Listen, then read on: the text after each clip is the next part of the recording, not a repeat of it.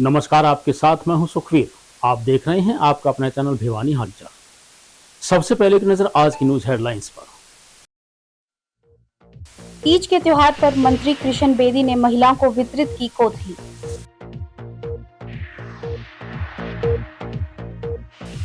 शिक्षा केवल कक्षा तक सीमित नहीं बल्कि नेतृत्व और चरित्र निर्माण का भी केंद्र है, कहा कर्मपाल नरवाल ने। बरसात से लोगों को उसम से मिली राहत, किसानों को होगा फायदा। अब खबरें विस्तार से। हरियाली तीज के अवसर पर पंचायत भवन में महिलाओं के लिए कोथली वितरण कार्यक्रम का आयोजन जिला प्रशासन के द्वारा किया गया। इस अवसर पर हरियाणा के कैबिनेट मिनिस्टर कृष्ण बेदी ने बहनों को हरियाली तीज की कोथली वितरित करके खुशहाल जीवन जीने की शुभकामनाएं दी। वहीं मंत्री जी ने बुहानीखेड़ा हलके में विधायक कपूर वाल्मीकि और जिला भाजपा अध्यक्ष वीरेंद्र कौशिक के साथ अनेक परियोजनाओं का उद्घाटन किया। उन्होंने बताया कि हरियाणा सरकार के द्वारा पूरे हरियाणा में अनेक विकासशील योजनाओं को शुरू किया हुआ है, जो हरियाणा के लिए काफी लाभदायक रहेगी। हरियाली तीज को लेकर आयोजित कार्यक्रम में कैबिनेट मिनिस्टर कृष्ण बेदी ने बताया कि तीज हमारा महत्वपूर्ण त्योहार है। इस दिन हम अपनी विवाहित बहनों को तीज की कोथली व नए रंग बिरंगे वस्त्र भेजते हैं। महिलाएं व बहनें पेड़ों पर झूला झूलकर तीज के त्योहार को मनाती हैं। उन्होंने बताया कि राज्य स्तरीय तीज महोत्सव कार्यक्रम का आयोजन अम्बाला में किया जा रहा है, जहां पर मुख्यमंत्री नायब सिंह सैनी मुख्य अतिथि के रूप में शिरकत कर रहे हैं। उन्होंने भवानीखेड़ा हलके में अनेक विकास परियोजनाओं का उद्घाटन किया। पंचायत भवन में आयोजित कार्यक्रम में मंत्री ने भवानीखेड़ा के विधायक कपूर वाल्मीकि और भिवानी जिला भाजपा अध्यक्ष वीरेंद्र कौशिक के साथ बहनों को तीज की कोथली बांटकर हरे भरे त्योहार की शुभकामनाएं दी। उन्होंने कहा कि महिलाओं और बहनों के जीवन में यह त्योहार अनेकों प्रकार की खुशियां प्रदान करता है। अनुसूचित जातियां तथा पिछड़े वर्ग कल्याण मंत्री श्री कृष्ण बेदी जी का शुभायक भवानीखेड़ा कपूर वाल्मीकि जी है और बड़ी जोरदार ताली बजाकर अभी और भारतीय जनता पार्टी के जिला का भी इस मंच के माध्यम से अभिनंदन है।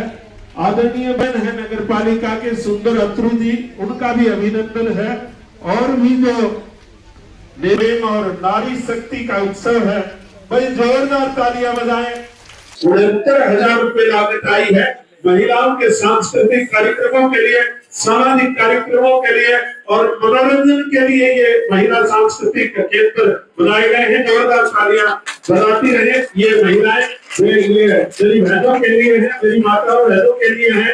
और अगला है भिवानी विधानसभा क्षेत्र का काम है आदिवासी। देखिए, ये सावन का महीना, नव प्रकृति के नव सृजन का महीना, भोले बाबा का महीना, माँ शक्ति का महीना और इस हरियाली तीज के पावन पवित्र अवसर पर आज भिवानी के इस पंचायत भवन के अंदर और अम्बाला में प्रदेश स्तरीय तीज महोत्सव का कार्यक्रम माने मुख्यमंत्री जी मुख्य अतिथि के तौर पर उसको सेलिब्रेट कर रहे हैं। भिवानी में मेरी ड्यूटी लगी है। आज हमारे जितने सेल्फ हेल्प ग्रुप है महिलाओं के, वे सभी बहनें यहाँ पर आज आमंत्रित की हैं और उनको हम अपनी ओर से, अपनी सरकार की ओर से तीज के इस पावन अवसर पर कोथली देने का काम करेंगे।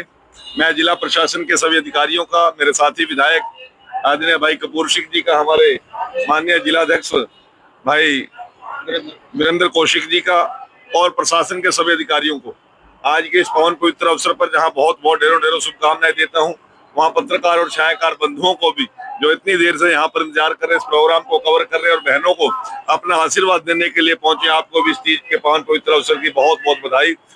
तकनीकी एवं वस्त्र विज्ञान संस्थान TITS में नव प्रवेशी BBA व MBA छात्रों के लिए 2 दिवसीय इग्नाइट 2025 ओरिएंटेशन कार्यक्रम का आयोजन किया गया। संस्थान के डायरेक्टर प्रोफेसर BK बेरा की अध्यक्षता में आयोजित ओरिएंटेशन कार्यक्रम का शुभारंभ गुरु जम्बेश्वर विज्ञान एवं प्रौद्योगिकी विश्वविद्यालय हिसार के हरियाणा स्कूल ऑफ बिजनेस के डीन प्रोफेसर कर्मपाल नरवाल के द्वारा किया गया। उन्होंने बच्चों को बताया कि शिक्षा केवल कक्षा तक सीमित नहीं है बल्कि नेतृत्व, चरित्र निर्माण और सामाजिक उत्तरदायित्व का भी केंद्र है।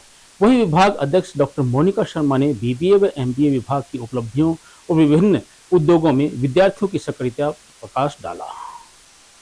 TITS कॉलेज के ओरिएंटेशन कार्यक्रम में निदेशक प्रोफेसर BK बेरा ने नव प्रवेशी विद्यार्थियों को भविष्य की चुनौतियों के लिए तैयार रहने की प्रेरणा दी।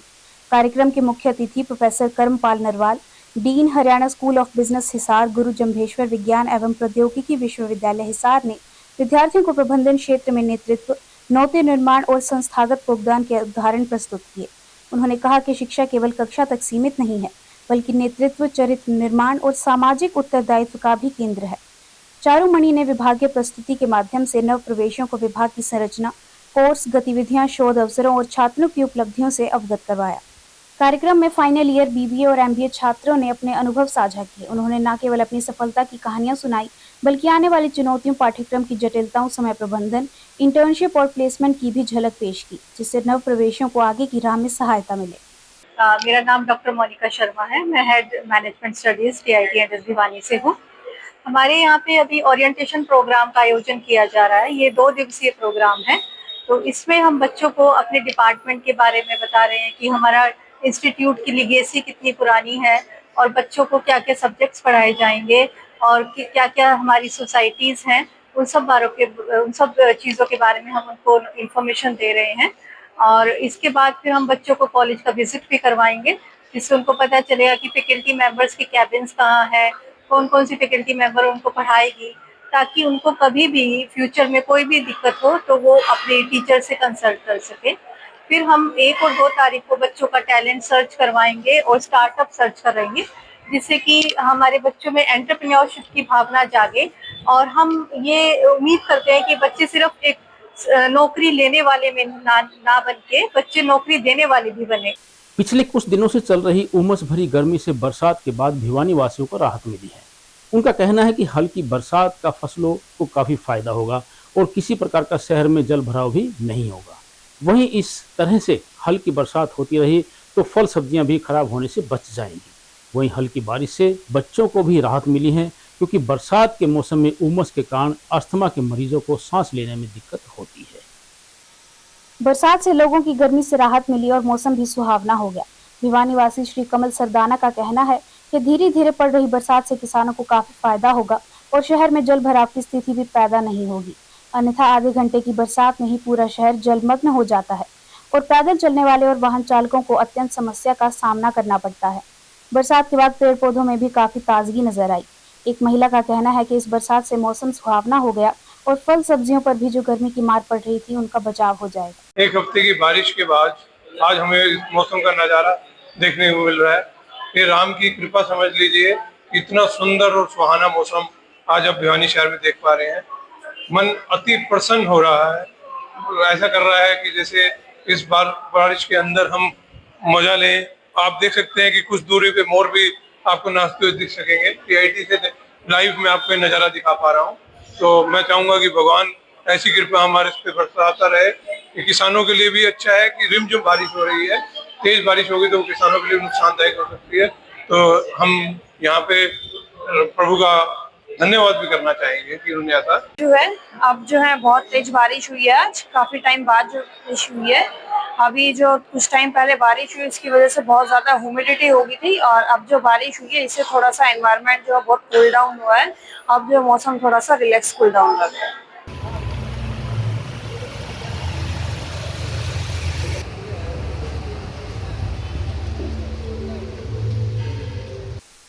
और अब चलते चलते संयुक्त राष्ट्र पर्यावरण कार्यक्रम की नई रिपोर्ट का यह निष्कर्ष चिंतित करने वाला है कि जलवायु परिवर्तन के कारण खासकर बुजुर्ग आबादी गंभीर स्वास्थ्य जोखिमों का सामना कर रही है।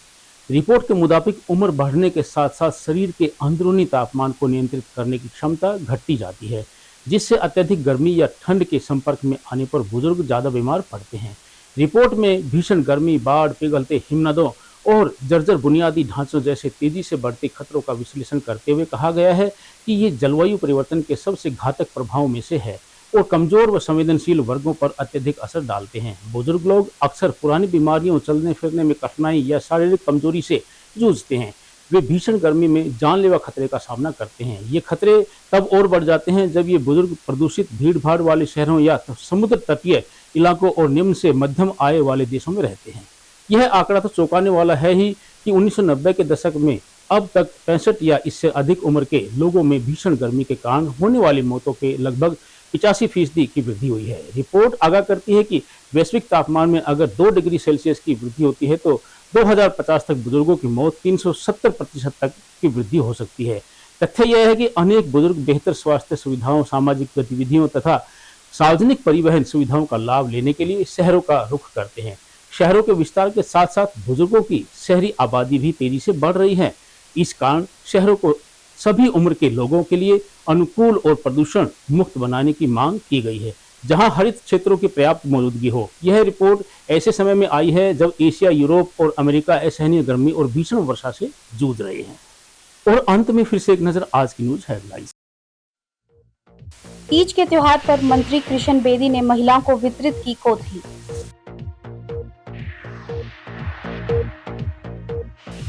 शिक्षा केवल कक्षा तक सीमित नहीं बल्कि नेतृत्व और चरित्र निर्माण का भी केंद्र है, कहा कर्मपाल नरवाल ने। बरसात से लोगों को उसम से मिली राहत, किसानों को होगा फायदा। अब मुझे दीजिए इजाजत। देखते रहिए आपका अपना चैनल भिवानी हलचल।